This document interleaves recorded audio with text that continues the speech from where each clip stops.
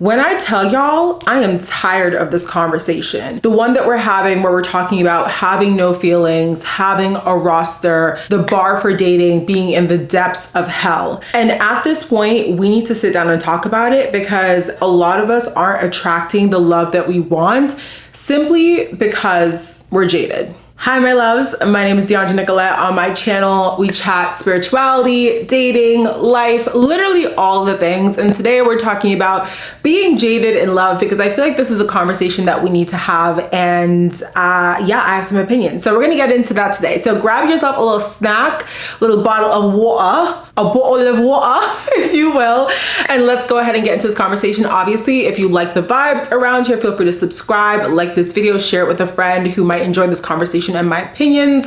Leave your comments down below so we can chat about it, and let's go ahead and get into today's topic. Okay, so first we gotta talk about what it means to be jaded in love because I feel like everyone has their own like little definition of what it means to be jaded. When I think about being jaded, I think about being cynical, I think about being bitter, I think about the person that like has gotten to the point where low-key they really want love, like you desire it deep down, but on the outside or like on the surface, you're sitting there like, oh, like all men are like this or all women are like this. Like you have gotten to the point where you on the surface don't really believe that true love exists. You don't believe that you can have it. You don't believe that there's anyone out there that can meet your standards because again, you believe that the standards for love, the standards for dating at this point are in the depths of hell. You're seeing all the videos on TikTok.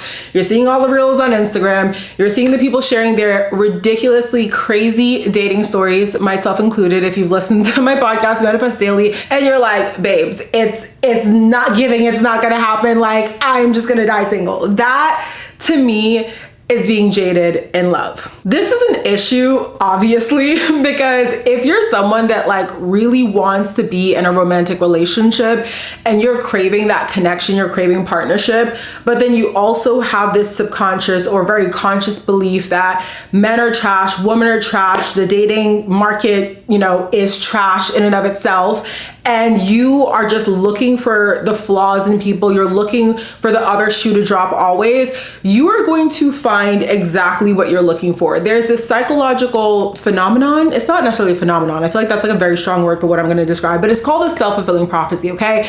And the self-fulfilling prophecy basically says that what you're looking for, you're going to find. If you believe that all men are trash, you are going to see trash in the men that you date. If you believe that all women are trash, you are going to see that exemplified in the woman that you date. We're going to start to believe that that is what exists, and we're going to start to believe that that is the norm. And so when we go out and we're dating and we're looking for a partner and when we're on the apps and all this stuff and we're seeing the trash and we're having these like idiotic conversations and we're meeting these people who are just insufferable, we're going to be like, okay, yeah, that clicks because dating is trash right now. I want to talk about my dating life for a second because I feel like I have navigated this sort of season of almost stepping into being jaded and really having to like have those raw, honest chats with myself where I'm like, babes, okay, if you really want the love that you feel you deserve, like you got to switch something up with your mindset because it's not giving a woman that believes in the love that she believes she also deserves. You feel me? When I moved to Dallas about 3.5, almost 4 years ago, which is insane to say because, oh my God, like crazy. I don't know how I ended up in Texas, but anyways, that's neither here nor there. I was single and I was dating, and I have definitely grown a lot in that time in terms of recognizing who I am as a person, but then also what I want in a partner, who I want to be my partner. And a lot of those realizations have come through unfortunate lessons where I've been hurt or where I've allowed myself to go into things with a certain level of almost like naivete that's a little bit too naive, where I was just like missing red, yellow, scarlet flags left and right and allowing myself to go into situations where I was not going to be served and it was never going to work out for me. When you are someone who has been ghosted, when you have had experiences with like really bad breakups, when you have met people who tell you they're going to give you the world and they never show up for you in the ways that they said they would, and it triggers your abandonment wounds from childhood, over time, that builds on you. I'm someone that I consider myself like very self-aware, but it hasn't been until recently where I'm having new experiences in dating that are really bringing up a lot of these particular wounds. It takes going into certain situations and being triggered in certain ways for you to realize where you still need to heal and where you still need to process. I remember going through periods where I was on the dating apps and I would meet someone, it would be going super well, I was getting so excited, I would tell my friends, I would tell my mom,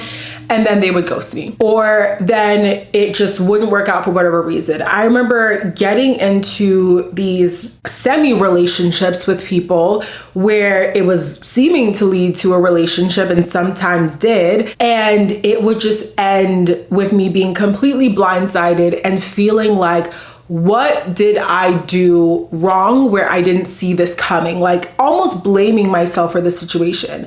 And I do think there's a level of responsibility that we all have to take when it comes to our approach in dating, right? We can talk about, okay, you're attracting certain type of people, but like, what do you do when you attract those type of people? Are you giving them the boot, or are you welcoming them into your life even though you see those red and yellow flags that you are actively trying to avoid? I remember having a lot of these experiences, and over time, it just got to the point where I noticed that I was becoming jaded. I've always been someone that considers myself really positive, like glass half full, like I am just a romantic at heart. I'm so excited about love. Like I just believe in love, and not just like the one soulmate type of thing. I believe we have multiple different soulmates, but I just really believe in the power of love, and not just romantic, but also platonic, familial. Like I just love love, right? Okay. When I was having these experiences back to back to back to back, feeling very resilient, coming out of them feeling like, you know what, I'm getting back on the horse, I'm getting back out there, I'm gonna keep on dating, I'm gonna find this person. It got to the point where even though I was going through the motions of dating and putting myself back out there, I was doing so as I was also building up a wall more and more and more and more. And I didn't realize that. I didn't realize that until recently when I had an experience with someone that I'm seeing, and I came to the realization that I wasn't opening up about a lot of things that were really important to me because I was terrified. I was terrified that if I opened up to this person and shared all these things that I was passionate about, that I, dreamt about doing or dreamt about having, that I was afraid of, that this person would essentially have ammunition to hurt me. And I think that's the thing with being jaded, is that, yeah, there are the people that are very outwardly bitter, that are very outwardly like, I hate men or I hate women and whatever, right? And they're on a very extreme side of the spectrum. But there's a very like insidious level of being jaded and being cynical that sort of looms underneath the surface that you might not see if you're not put in situations that allows you to shine a light on that part of yourself. And so it wasn't until I had this particular encounter with someone that I was just like, oh my God, I'm actually really terrified. Like I really like this person. And the last time I really liked someone, the last time I allowed myself to fall because that person said that they would catch me, I fell and I fell and I fell, and I ended up extremely blindsided. That was something that happened to me that I didn't really fully process or start to fully process until early this year. Like I completely covered it up, completely ignored it, just turned my back on it, turned my back on that trauma, and really leaned into, well, I'm resilient. I'll get over this. Like there's someone else out there. And it was almost leaning into that toxic positivity and not processing the trauma itself that allowed me to bury it so deep that I didn't realize I was creating walls because that trauma was buried and I wasn't addressing and processing it. If you're someone that's been through the heartbreak, that's been through the ghosting, that's had people tell you one thing and completely act a different way, that's made you question who you are, it's made you question your own, almost like not even sanity, but it's made you question your ability to read signals and choose good people. If you've ever been in any of those situations, and like 9 times out of 10, if you're watching this video, you have, then that's affecting you in some way. And again, you might not know the way that it's affecting you, but it's going to show up subtly. It'll be in those moments where, you know, someone tells you, I really like you. Like, I really enjoy spending time with you. And instead of you taking that at face value and being like, wow, they really like me, they really like spending time with me, you're questioning. You're like, are they playing me? Why are they telling me this? Like, what's the purpose? Like, you're almost looking for a signal or a sign that you're being played. And it's so subtle because, again, like, if you have been ghosted and all these things have happened to you and you've had people in the past tell you, hey, I like you, I like spending time with you, and then they turn around and ghost you, then obviously you are going to question it the next time someone tells you that, because now you're like, oh, red flags are going off. The last time someone said they liked me, they ended up ghosting me. And now you're putting yourself in a situation where you are putting up your protection mechanisms. You're putting the wall up, you're putting the guard up. And the issue with that is that when we talk about love, when we talk about true love, when we talk about being in love, when we talk about the act of love, it requires vulnerability.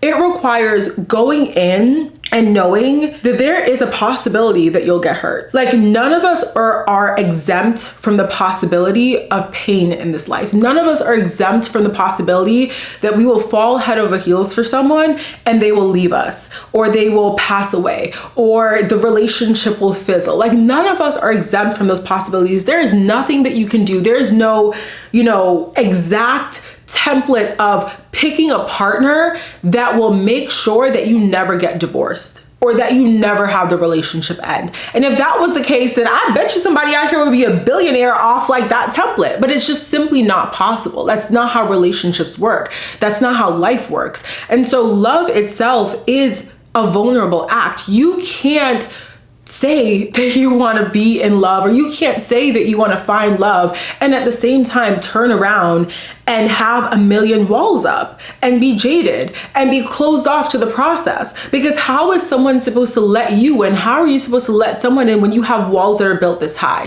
One of the big things that I've done in this particular chapter to help break down those walls is just simply practicing self-compassion and also feeling the pain. Because again, when you've had instances in the past where you've been heartbroken, where someone's abandoned you, where you've maybe even abandoned yourself in a relationship and you are struggling to forgive yourself for that act, it is something that takes time to process. Like, if someone doesn't tell you exactly why it ended, or if you don't have an exact reason, like if it wasn't something like someone cheated or something happened, then it can lead you to hold on to that pain and that hurt because you're seeking closure, you're seeking a reason, you're seeking to understand, you want clarity.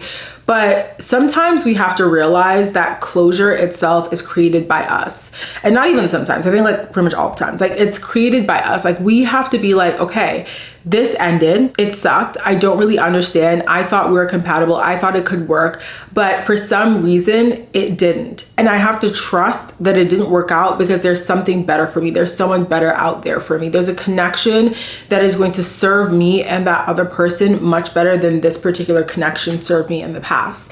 And that's how we get closure. But burying the pain, choosing to be like, I'm just not gonna feel anything, is the worst thing that you can do when it comes to moving on and when it comes to allowing yourself to create new possibilities for love to come in. Because we live in a world where things move so quickly and there's so much happening that I think a lot of us don't even feel like we have the time to process our emotions. Again, when I went through a breakup last year, that's exactly what happened. It was like, the breakup happened, but then I was moving the next week. I was getting my shipment of planners in for my business. I was launching a product, like my first ever product that I'd literally been working on for an entire year. And so much money and time had gone into this particular investment. I was like, I don't have time to be sad. I don't have time to sit here and wallow in what's happened. I have to go. Like, there are people waiting on me. There are things waiting on me. I have things to do. I cried. like one day, and then I got up and I got to moving. But the issue with that is when we don't process our trauma, when we don't make time to actually sit with our feelings and to say, I feel angry and I feel hurt and this isn't fair and I'm so upset about this, what ends up happening is those feelings come through in other ways. They manifest in other ways. I lost my period for months. I kept all of a sudden developing styes in my eye. I started having infections, like all these sicknesses and things started to happen to me because I wasn't processing the trauma on an emotional level. And so it manifested in my body physically. And I was literally sick from not processing the trauma. When things happen to you, a lot of times, like, we want to keep moving. We want to keep going. Money has to be made. We have to go to work. Our kids need to be fed. Like, we have all of these responsibilities and things that we have to do, which I understand. I'm not saying you have to completely stop your life, but I am saying that if you don't take the time to slow down and process that trauma, babes, it's not like it just disappears. Like, you pushing it away doesn't make it go away. All you're doing is hiding it. All you're doing is prolonging the actual processing of that trauma, and it will show up in a multitude of different ways in your life. And so what it looks like is simply just allowing yourself to feel. Cry it out. Like, I used to be so terrified of crying because the act of crying made me feel so weak, but there's something so powerful and cathartic about crying. Journal it out. Talk to a friend. Be pissed off if you have to. Like, anger, it's not bad to feel angry because there's so many things that are anger provoking in this life. Anger itself, like, yeah, we can talk about low vibration emotions and staying high vibe and all that, but this is a human life. This is a human existence. You're meant to feel the range of emotions. And so if you feel anger bubbling up, you pushing anger aside because you're like, I gotta be positive and no, feel the anger. Let it come through you, let it process and let it out, because that's only gonna help you in the long run. People talk about vulnerability all the time and they're like, be vulnerable, open up, be yourself. But the thing about all of these things that we're talking about is it's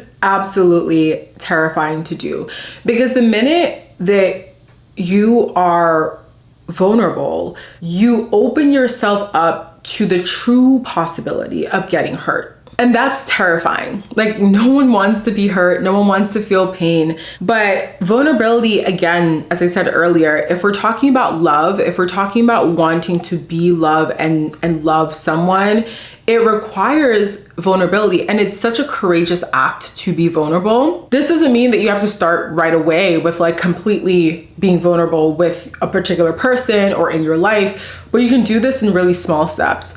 One thing that I find really helpful is to vocalize your feelings. And what this looks like is if you're in a situation with a possible new partner and you're feeling really scared because you're like, I really like this person and I feel afraid, you can share that. Now, obviously, you can have your boundaries around what you choose to share with them and when. You don't have to open up about all your past traumas on date one, right? But this means that you can say like, you know, I really like you and it makes me feel really nervous because it's been a minute since I've liked someone. And just leave it at that. No expectations to them having a certain response. This is not about looking for validation from the other person. This is not about seeking any sort of specific answer from them, but this is simply about allowing yourself to share where you're at and being like, I want to have a human to human connection moment with you because I want to let you know where I am. And another thing that I've also found really helpful is like when you're having the moments where typically you would run away, challenge yourself to do the very opposite and lean in.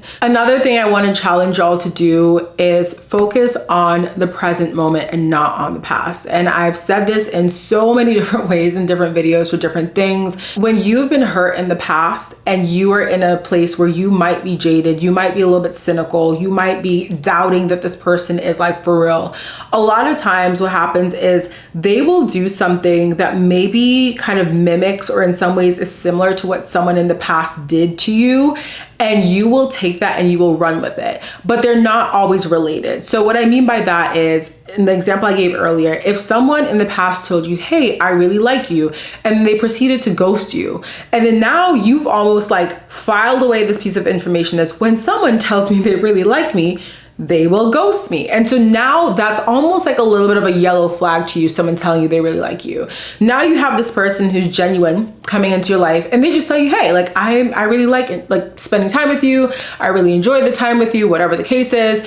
And now you're looking at them sideways like, oh, you really like me? Oh, he about to do something crazy. He's about to ghost me. Like, let me start to put the walls up. But if you stay in the present moment, you're not comparing them saying, hey, I really like you, to the person who said, hey, I really like you in the past, who then did you dirty. If you're staying in the present moment, you're allowing them saying, hey, I really like you, to be just that. All it is them saying they really like you. And all you're doing is responding to that in the present moment from what you know about this person. Do you like them too? Are you happy they told you that? Whatever the case is, like, you allow yourself to feel what it is that you want to feel in the present moment without linking them to the past. It's easier said than done, because a lot of times this behavior comes up and we're replicating it, or we're doing it without even knowing. We're allowing ourselves to have these jaded thoughts without even clocking it. We're allowing ourselves to like react in certain ways, to start to shut down, to pull back, to cling, to do whatever without even noticing it. So it takes an immense level of self-awareness to really start to like look at yourself under the microscope and examine